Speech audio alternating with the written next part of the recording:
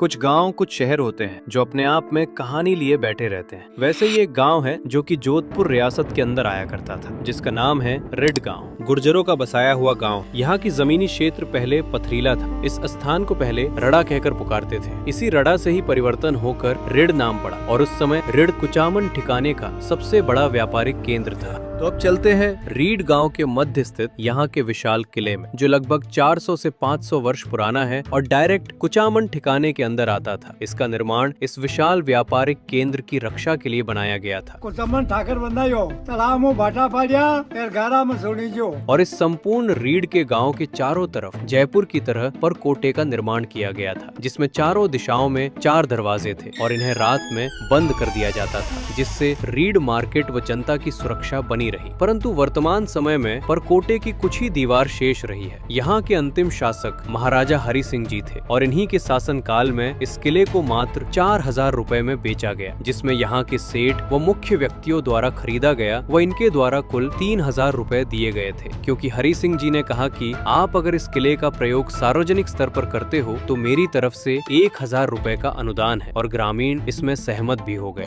अब चलते हैं रेड मार्केट, जो कुचामन ठिकाने का एक प्रमुख व्यापारिक केंद्र था और ये अपने आसपास के क्षेत्र की विशाल मंडी हुआ करती थी, जो ब्यावर, अजमेर, किशनगढ़ के पश्चात सबसे बड़ी मंडी हुआ करती थी, जिसमें 30 से 40 गांव यहाँ से जुड़े हुए थे।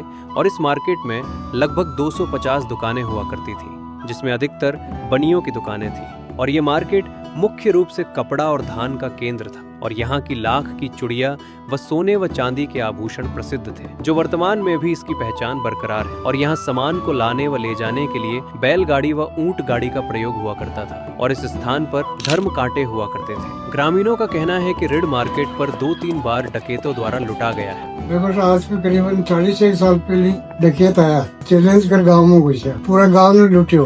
अगर कोई महिला की डिलीवरी हो रही है और बटे अगर कत्ते ही माल रखड़े है तो मैंने कौन करता, जिसमें लुटेरे अपनी मर्यादा का पालन करते थे। यदि जिस घर में अगर महिला गर्भवती है तो वो उस घर में प्रवेश नहीं करते थे। अब चलते हैं रीड गांव के राजकीय उच्च प्राथमिक विद्यालय में। इस विद्यालय का निर्माण स्वतंत्रता से पूर्व सन 1945 में गांव वालों ने अपनी 16 बीघा जमीन शिक्षा का बढ़ावा देने के लिए दान में दे दी और वर्तमान में इसको राजकीय विद्यालय बनाया गया। आप जो सामने देख रहे हो, ये संपूर्ण बिल्डिंग इस रीड गांव के मूल बामासा दानदाताओं द्वारा निर्मित है। आज नागौर जिले में एक ऐतिहासिक बिल्डिंग हमारी है।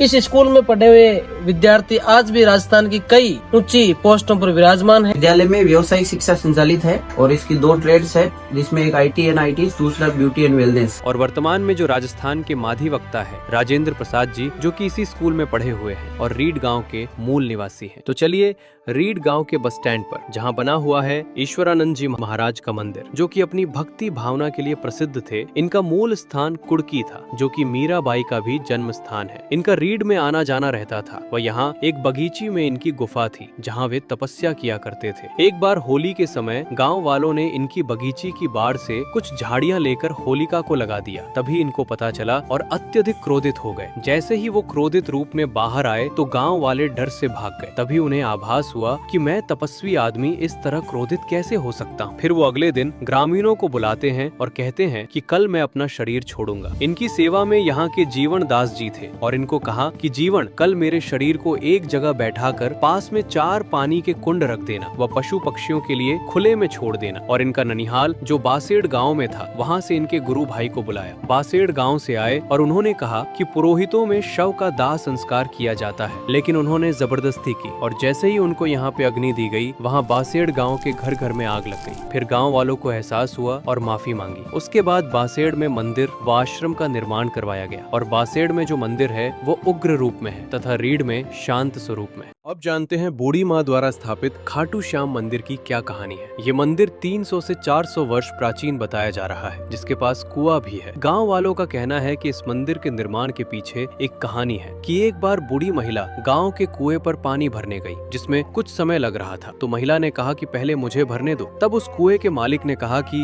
इतनी जल्दी है तो जाकर अपना खुद का कुआं खोद ले और पानी भर ले। तब महिला अपने खेत में जाकर रोने लगी। वह हारे के सहारे श्याम बाबा को याद किया और उसने कहा कि अब तो पानी तभी पीऊंगी जब अपना खुद का कुआं खोद लूंगी। और महिला ने अपने चारों बेटों को आदेश दिया और कुआं खोदा गया और उसमें पानी इतना हुआ कि आज भी वैसा का वैसा ही पानी है। और महिला ने पास ही में खाटू श्याम जी के मंदिर का निर्माण कर दिया और वर्तमान इसका स्वरूप कुछ ऐसा है। अब चलते हैं रीड के किले के पीछे एक मंदिर में जो अपने आप में इतिहास लिए बैठा है। ग्रामीणों का कहना है कि एक समय में जावला वालों के द्वारा आक्रमण किया गया, तब यही एक वीर योद्धा ने उनका सामना किया। वह युद्ध के दौरान इनकी शीश बोफली रोड के समीप कट कर गिर गया तथा उसके बाद भी वीर का धर लड़ता रहा और लड़ते लड़ते यहाँ किले पीछे आकर गिर गया तथा वहाँ के लोगों की रक्षा के लिए अपने प्राणों को त्याग दिया। वर्तमान में किले के पीछे इनका मंदिर है और इन्हें झुंझार जी के रूप में पूजा जाता है। अब एक नजर रिड गांव की प्राचीन बावड़ी की ओर।